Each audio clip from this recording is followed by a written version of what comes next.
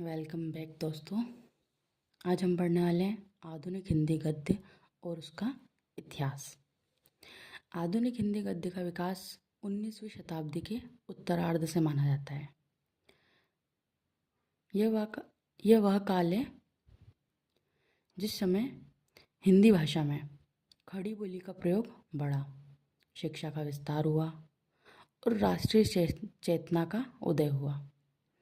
आधुनिक हिंदी गद्य में निबंध, कहानी, उपन्यास, नाटक, संस्मरण, जीवनी, आलोचना आदि विविध विधाओं का विकास हुआ। आधुनिक हिंदी गद्य का प्रारंभिक चरण देख लेते हैं। तो आधुनिक हिंदी गद्य का प्रारंभ कब से माना जाता है? भारतेंदु हरिश्चंद्र के माना जाता है। अब भारतेंदु हरिश्चंद्र का युग लगभग समय देख लेते हैं। तो 1868 से 1900 के बीच का माना जाता है। इन्हें आधुनिक हिंदी साहित्य का जनक कहा जाता है। इनके समय में हिंदी गद्य का व्यवस्थित रूप से विकास हुआ। प्रमुख विशेषताएं देख लेते हैं। खड़ी बोली हिंदी का साहित्यिक रूप में प्रयोग होने लगा। जो खड़ी बोली है उसका साहित्य के रूप में प्रयोग हुआ। राष्ट्रभक्ति और सामाजिक चेतना का विकास हुआ। नाटक, निबंध और पत्रकारिता का विस्तार हुआ। कहवा, तीन पत्रिका, कवि वचन सुधा जो भारतेंदु हरिश्चंद्र की है,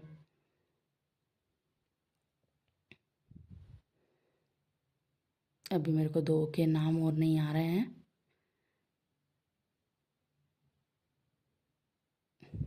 आगे बना देंगे उस पर भी वीडियो। अभी अपन ये पढ़ लेते हैं। अब इसमें प्रमुख गद्यकार देखते हैं। तो भारतेंदु हरिश्चंद्र, बालकृष्ण भट्ट, प्रताप नारायण मिश्र, बद्रीनारायण चौधरी, प्रेमगन। अब द्विवेदी युग की बात कर लेते हैं। तो द्विवेदी युग का समय माना जाता है 1900 से 1920 का समय, और ये महावीर प्रसाद द्विवेदी का युग कहा जाता है। इस युग में हिंदी गद्य का शुद्धता, गंभीरता और विचार प्रधानता मिली। इस काल में भाषा का परिष्कार हुआ, यानी कि जो खड़ी बोली थी उसकी शुद्धता की ओर बढ़े। अब भाषा में थोड़ी शुद्धता आने लगी, यानी कि हम किस तरफ बढ़ रहे हैं? अब खड़ी बोली के बाद में हम बढ़ रहे हैं हिंदी की तरफ बढ़ रहे हैं। किस तरफ बढ़ रहे हैं? हिंदी की तरफ बढ़ रहे हैं। ठीक है ना? यानी कि टूटी फूटी चीज़ें मिलती जाएंगी और फिर उससे जुड़ते जुड़ते हम कहाँ पे पहुँच जाएंगे? हिंदी पे पहुँच जाएंगे। जैसे प्रमुख गद्यकार देख लेते हैं, प्रमुख विशेषताएं देख लेते हैं पहले। तो भाषा की शुद्धता और व्याकरणिकता पर बल दिया गया। राष्ट्रीयता और सामाजिक सुधार की भावना बढ़ी इस समय। निबंध, आलोचना और इतिहास लेखन का विकास। आप देख सकते हो कि 1900 से 1920 का समय, तो अगर आप अंदाज़ा भी लगाना चाहो तो 1857 की क्रांति, थोड़ा बहुत अगर आप इतिहास जानते हो तो 1857 की क्रांति हुई थी उस समय। यानी कि हमारा भारत किस तरफ जा रहा था?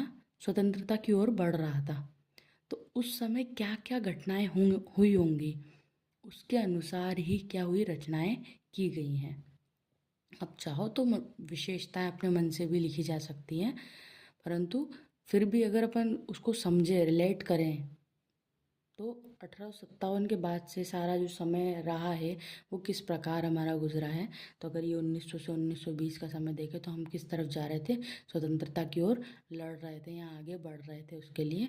और बहुत सारी इस समय भी क्रांतियाँ चल रही थी और अंदर ही अंदर जुट बन रहे थे। जो लोग काव्य के माध्यम से लोगों को प्रेरित किया जा रहा था, राष्ट्रीय चेतना की जा रही थी, बढ़ावा दिया जा रहा था उनको कि अपने हक के लिए बोलो, अपने हक के लिए लड़ाई करो। तो ये सारी चीज़ें इस समय चल रही थी। प्रमुख गद्यकार देख लेते हैं। महावीर प्रसाद द्विवेदी, आचार्य रामचंद्र शुक्ल, माखनलाल चतुर्वेदी, महादेवी वर्मा।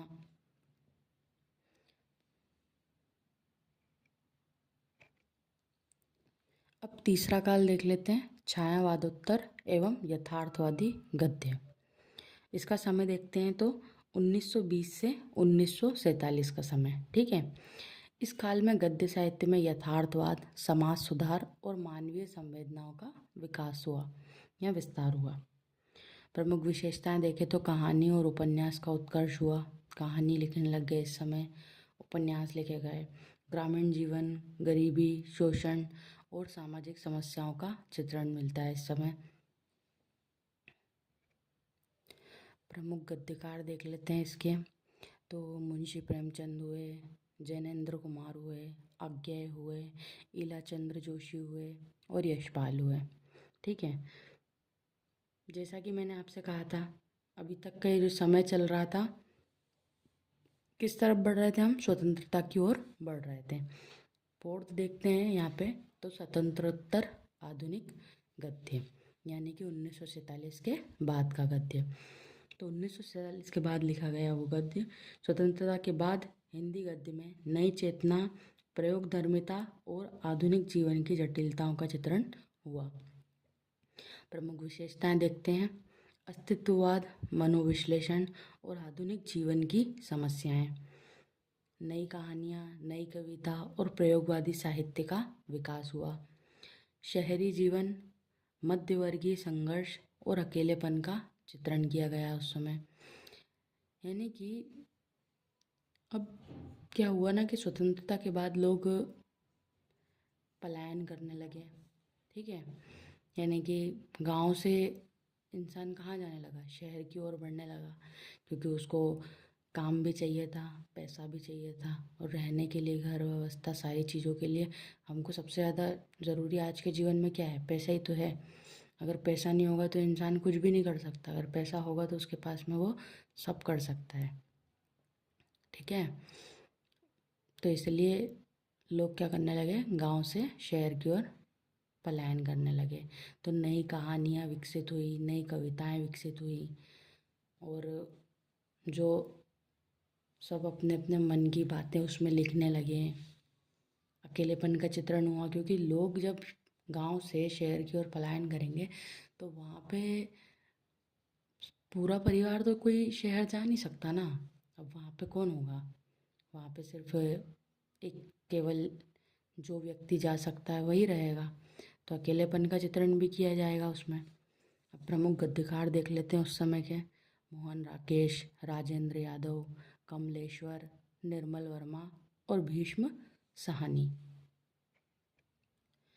अब आधुनिक हिंदी गद्य की प्रमुख विधाएं देख लेते हैं।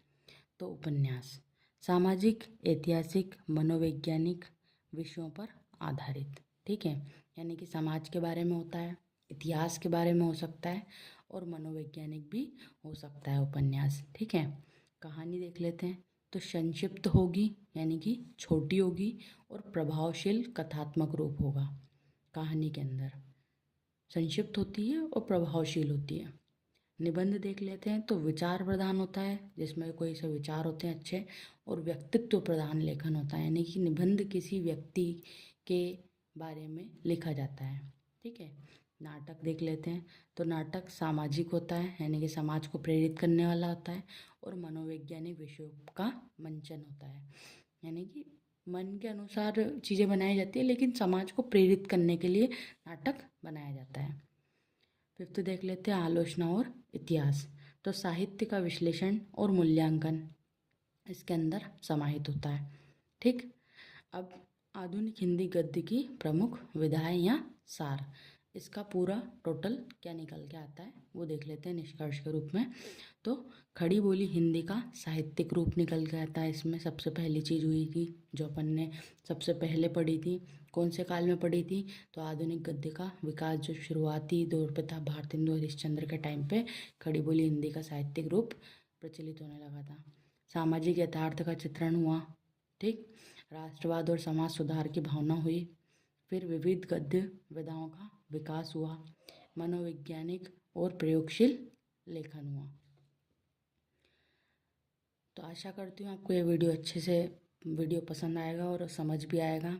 और वीडियो अच्छा लगे तो लाइक करना और अपने दोस्तों के साथ शेयर करना, ताकि उनको भी इस वीडियो का लाभ मिल सके। और कमेंट करना ना भूलें। आपको कुछ भी अच्छा लगे तो इस पर कमेंट ज़रूर करना। मुझे आपके एक लाइक शेयर सब्सक्राइब से मेरे को बहुत मोटिवेशन मिलता है। और सब्सक्राइब करना बिल्कुल चैनल को, ताकि आपको सारी वीडियो सबसे पहले मिल पाए। धन्यवाद। फिर मिलेंगे नई वीडियो के साथ।